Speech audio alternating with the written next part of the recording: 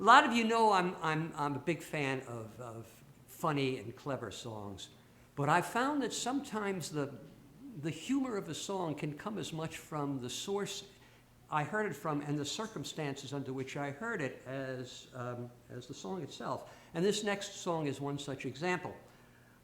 The unlikely source is a man by the name of Robert J. Lurtsema. Oh, there is some nodding of recognition.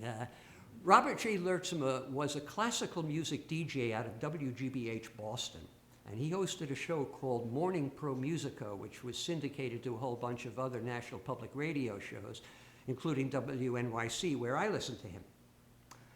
Robert J. Lurtsema was a character. He had this rich, deep, resonant voice, replete with strategic pauses and profundity and ponderosity and no small degree of pomposity, all delivered over a delicate background soundtrack of pre-recorded bird songs. And now, tweet, tweet, tweet, a divertimento by Leopold Mozart, performed by the Berlin Chamber Orchestra under the baton. But, you know, he was putting us on. And we all knew he was putting us on. And we knew he was putting us on. It was this compact that Lurtsema had forged between himself and his listeners, this shared in-joke. And I really loved him for it. Nonetheless, I was somewhat taken aback when I ran across him in person for the first time in the late 70s in the unlikely situation of being an MC at the legendary Fox Hollow Folk Festival in upstate New York. And it turned out that this apparent stuffed shirt was a folkie. He knew the music. He knew the musicians. He knew the lore and the background and the whole milieu. He was one of us. And this barrel-chested voice emerged from someone who could resemble nothing more better than a three-quarter scale Santa Claus in bib overalls. Now, he was emceeing a workshop stage at the time, and it was in between acts.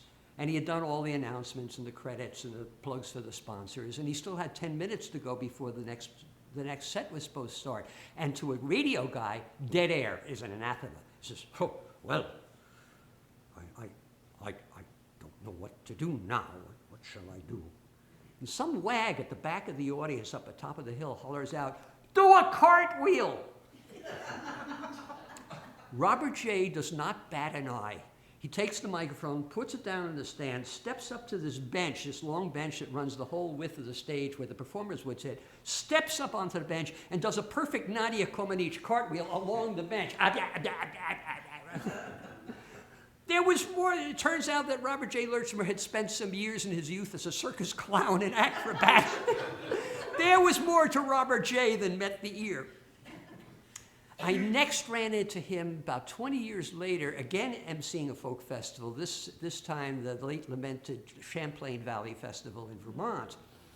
And again, he was emceeing the workshop stage, but he was better prepared to fill the dead air. He says, well, I have a song for you. Well, it's a joke.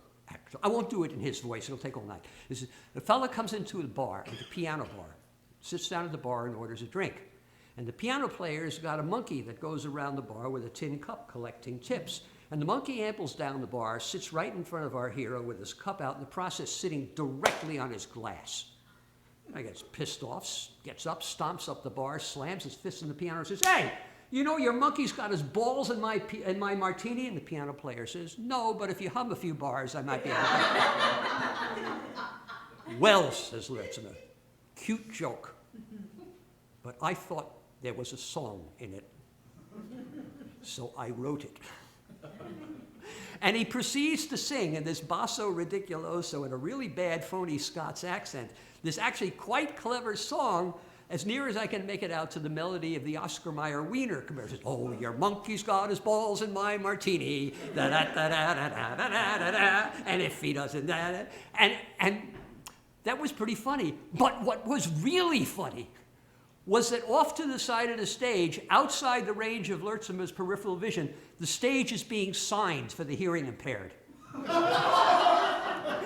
Now pause a minute to reflect upon and fully contemplate the full impact of this visual phenomena. The monkey is going, the sign is going, your monkey's got his balls in my martini. The audience is falling on the floor. Lurtsema thinks he's being a stitch. And so every time the chorus comes around, Lurtsema delivers the chorus more broadly, the signer gets more emphatic, the monkey's balls get bigger.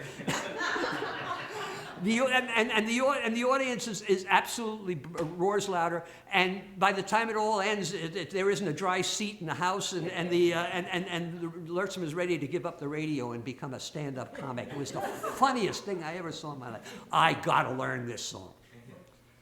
No Google at that point. So when I got home, I wrote to Robert J. Lurtsema, telling him how much I enjoyed the song and asking me if he'd send me the lyrics. Never heard back.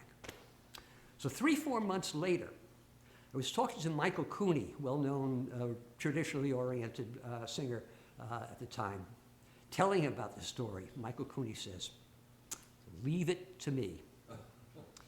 3-4 days later, comes in the mail a package from Michael Cooney containing this cassette, labeled Robert J. Lurtsema, singer-songwriter.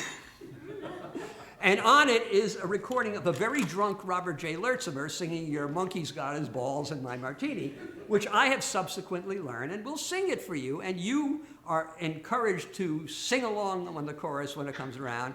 And if you happen to know ASL, sign along on the chorus as I sing to you. Oh, your monkey's got his balls in my martini. He's sitting there just like a missing link. He's got his ruddy ass planted firmly in me glass, which makes it quite impossible to drink. Oh, your monkey's got his balls in my martini. Me lemon rind is twined about his tail. And if he don't get up and leave, I've got good cause to grieve. God forbid I'll have to shift to beer or ale. Oh, your monkey's got his balls in my martini. How I hate to see a good drink go to waste. It's been an hour more or less, and I truly must confess, I'm concerned that it might modify the taste. Oh, your monkey's got his balls in my martini. He's got to get up soon, but who knows when? Perhaps when nature calls, he'll remove his bloody balls, and I can start me serious drinking once again.